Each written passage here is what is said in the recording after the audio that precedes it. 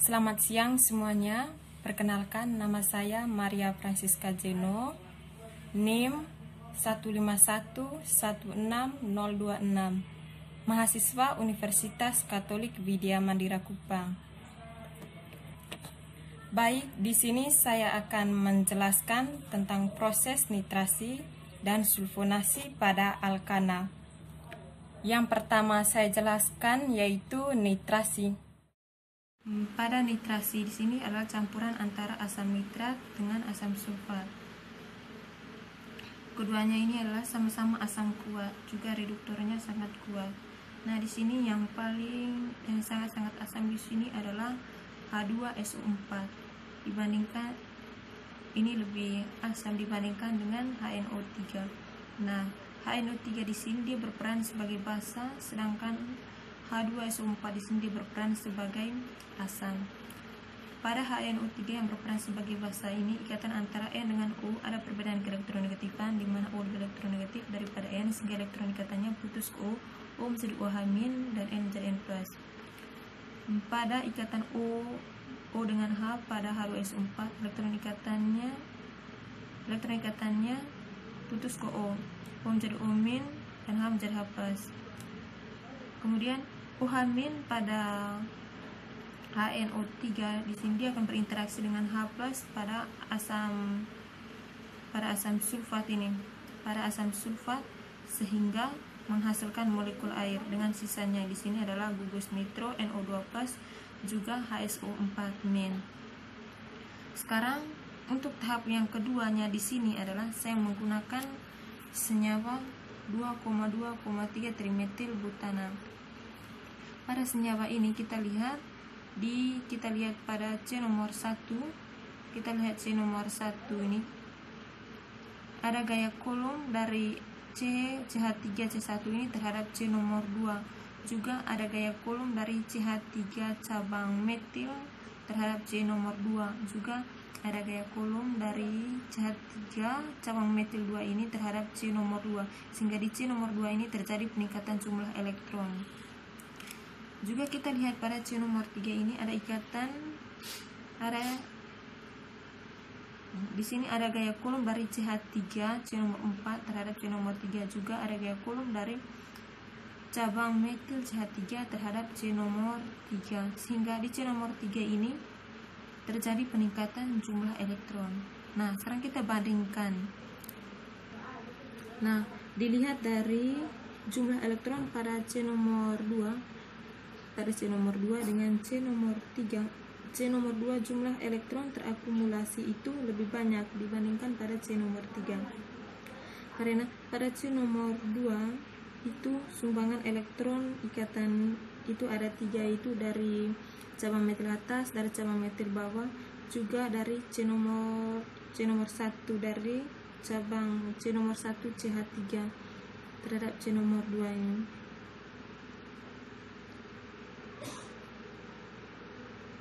Juga kita lihat pada C nomor 3 ini ada gaya kolom dari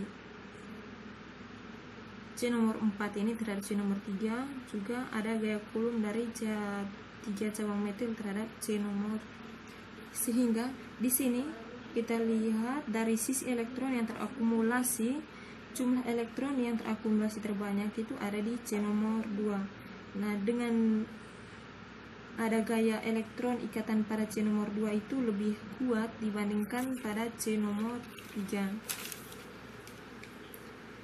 Dibandingkan dengan gaya tolak elektron ikatan pada C nomor 3. Namun pada C nomor 2 itu, C nomor 2 berikatan semua atom C1 di sini C1, C2, C cabang atas, juga C cabang bawah, juga C cabang C ke C nomor 3. Sehingga antara C dengan C di sini tidak ada perbedaan keelektronegatifan, sehingga tidak mudah putus. Sementara pada C nomor 3 ini, selain dia berikatan C dan C, juga ikatan C terhadap C nomor 2 ini, Juga dia mengikat atom CH, di mana pada ikatan C dengan H ini ada perbedaan keelektronegatifan, di mana C lebih elektronegatif daripada H, sehingga elektron ikatannya di sini putus ke C, C menjadi C- dan H menjadi H+. C- pada senyawa 2,2,3 trimetil butana ini akan berinteraksi dengan plus pada gugus nitro, sehingga menghasilkan 2 nitro 2,3,3 trimetil butana. Nah, H+ pada senyawa ini akan berinteraksi dengan HSO4- sehingga menghasilkan H2SO4 ditambah dengan molekul air. Nah, ini hasilnya jika menggunakan satu molekul HNO3 dan juga menggunakan satu molekul H2SO4. Nah, sehingga senyawa ini dari stabilitasnya ini sudah stabil.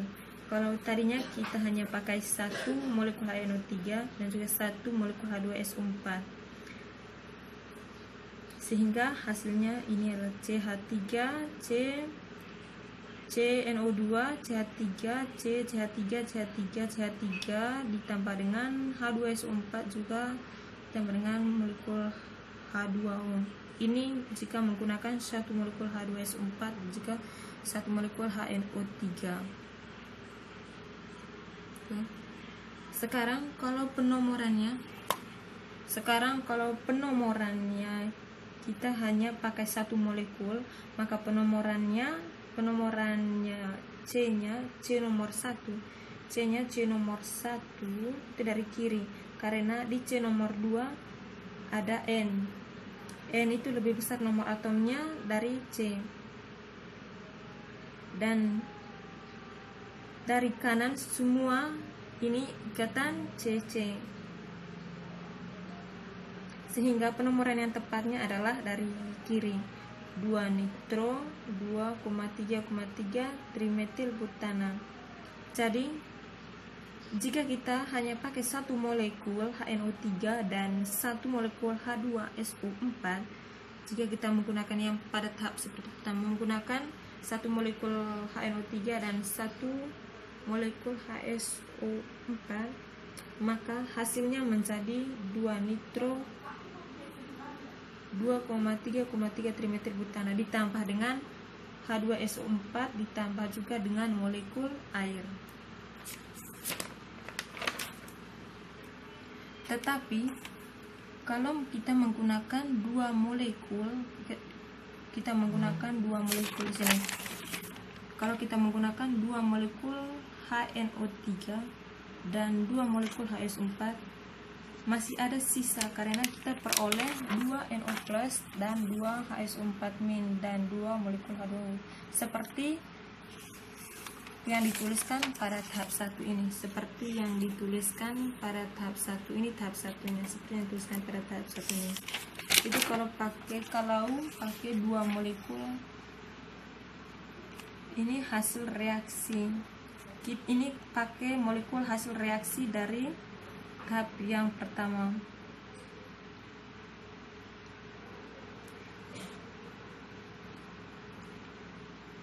Hasil reaksi ini kita berinteraksi atau bereduksi dengan gugus nitro yang lain yang tersisa. Nah, dimana ikatan reduksi yang satunya ini ikatan yang paling tidak stabil, ikatan antara C nomor 2 dengan C nomor 3. Nah, kita dengan melihat struktur ini, maka gaya tolak yang paling kuat itu ada pada C nomor 3. Kemudian pada C nomor 2, ada gugus nitro. Ini menyebabkan elektron ikatan C nomor 2 dengan N itu cenderung ke N. Karena pada N dengan C, N lebih elektronegatif daripada C. Juga pada N ini ada 2 atom O. Elektron ikatan antara O dengan N, di mana O lebih elektronegatif daripada N, sehingga elektron ikatannya ini cenderung ke O, sehingga N ini menjadi sangat-sangat parsial positif. Kemudian N dengan C, N-nya ini lebih elektronegatif dari N-nya di sini lebih elektronegatif, sehingga elektron ikatannya ini cenderung ke N. Dengan demikian maka elektron ikatan C nomor 2 dengan C nomor 3 akan putus. C nomor 2 dengan C nomor 3 di sini akan putus dibantu dengan reduktor NO2+. Maka elektron ikatannya di sini putus ke C nomor 2 yang berikatan dengan C nomor 2 yang berikatan dengan NO, sehingga C nomor 2 menjadi minus dan C nomor 3 menjadi plus. Nah, C minus di sini, C minus pada C nomor 2 akan berinteraksi dengan plus pada gugus nitro, menghasilkan CH3CH3 CNO2 2,2 dinitropropana. Sedangkan bagian molekul yang kedua yaitu C+, ini C+, bagian molekul yang kedua itu C+, dia akan berinteraksi dengan UH-, ini akan berinteraksi dengan UH-, dia akan berinteraksi dengan UH-, ini akan berinteraksi dengan UH-, dia akan berinteraksi dengan UH- dari molekul air, sehingga menjadi ini CH3CH3CH3OH, atau bisa disebut dengan isobutanol 2. Nama senyawanya adalah isobutanol 2. Sedangkan H+ dari molekul air, akan berinteraksi dengan O- dari H2SO4, yang keduanya ini menghasilkan H2SO4. Nah, kalau dua molekul asam nitrat yang kita pakai, maka ada satu molekul 2,3 trimetylbutana itu akan menghasilkan senyawa 2,2 dinitropropana dan senyawa isobutanol 2 ditambahkan dengan hasil sampingnya molekul H2O, juga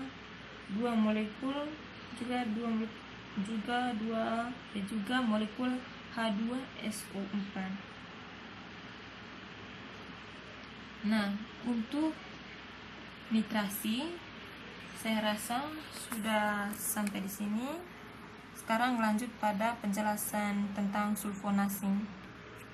Sulfonasi pada tahap yang pertama di sini, sulfonasi ini dia menggunakan yang pertama campuran antara menggunakan dua-duanya asam sulfat.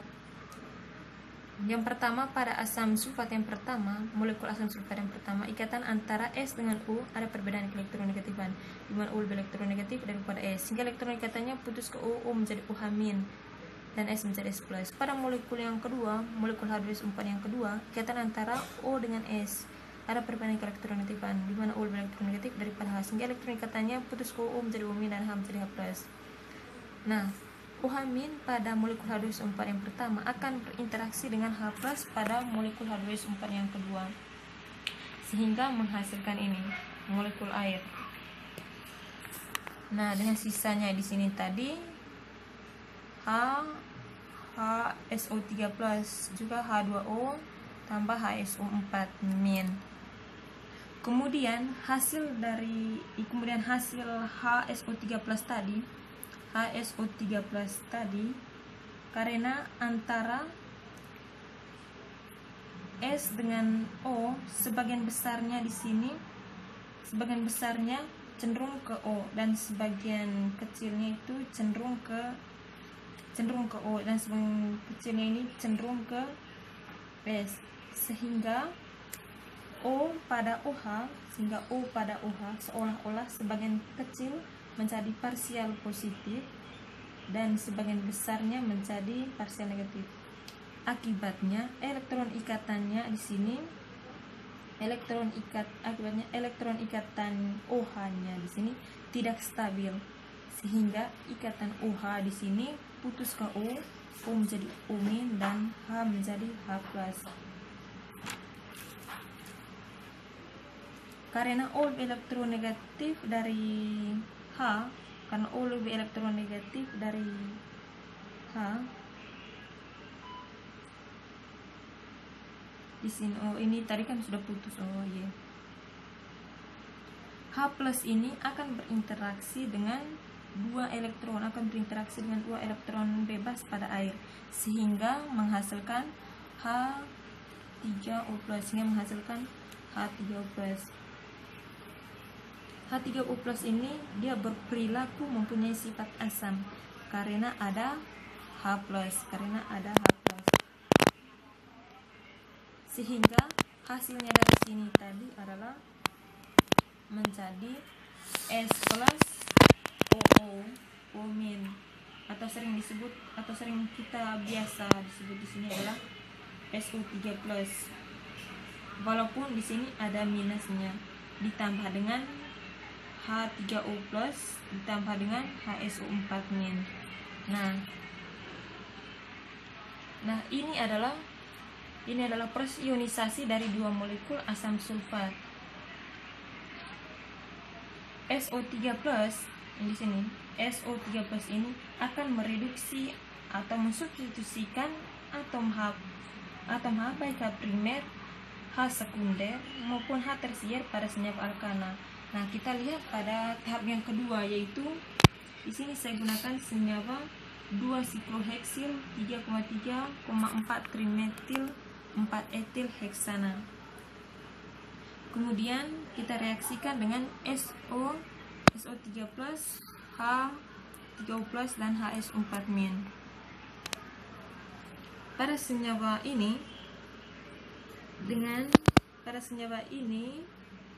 C yang lebih reaktif dengan SO3+ adalah C nomor 2. Karena C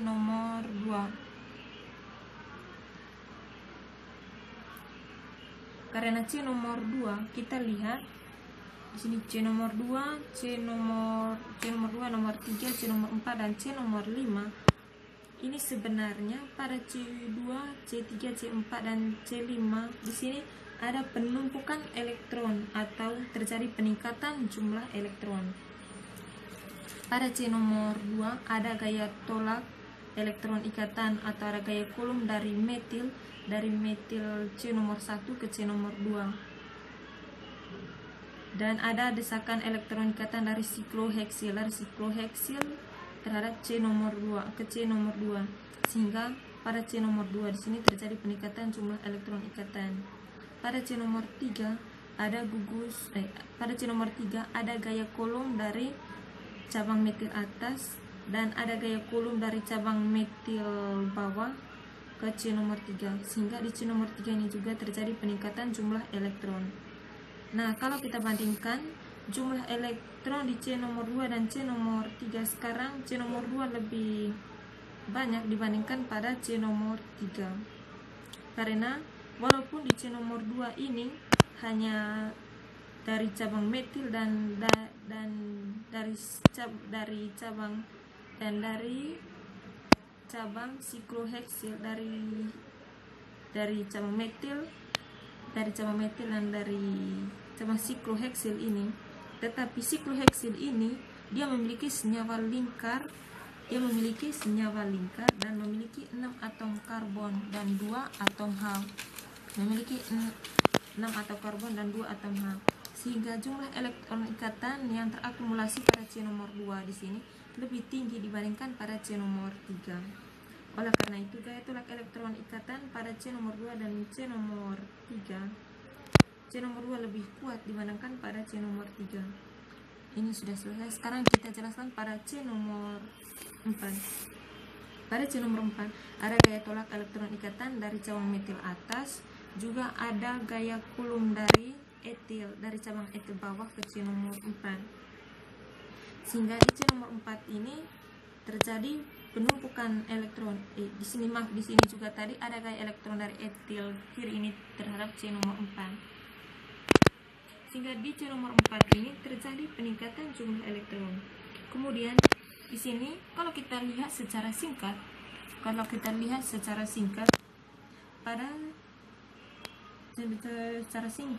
ada desakan elektron ikatan dari metil C nomor 6 ke C nomor 5. Sehingga di C nomor 5 ini juga terjadi peningkatan jumlah elektron. Dilihat dari sisi jumlah elektron ikatan, maka yang paling banyak elektron itu tadi ada di C nomor 4. Tetapi di C nomor 4 semua tangannya ini mengikat CC, mengikat atom CC sehingga tidak mudah putus. Begitupun di C nomor 3.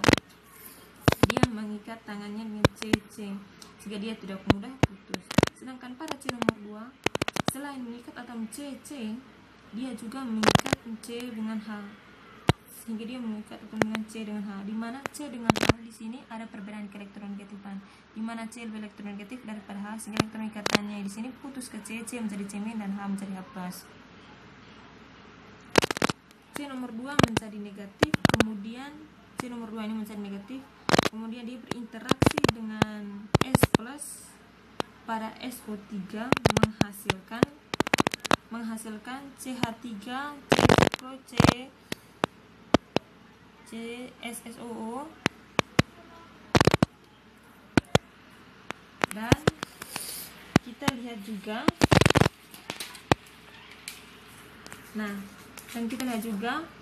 omin pada SO3 ini akan berinteraksi di sini, akan berinteraksi dengan H+ pada H3O+, sehingga hasilnya menjadi OH-.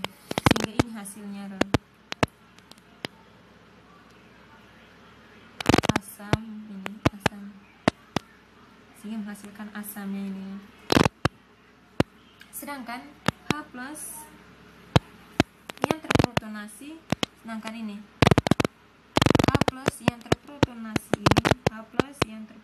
pada senyawa ini, dia berinteraksi dengan umin pada HSO4 sehingga hasilnya di sini adalah H2SO4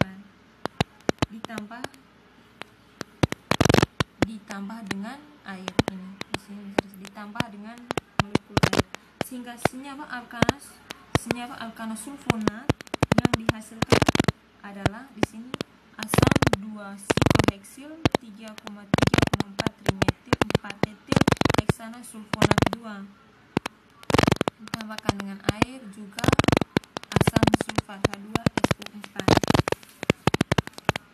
Kita hitung karbon penomorannya dari kiri, karena di C nomor 2 itu selain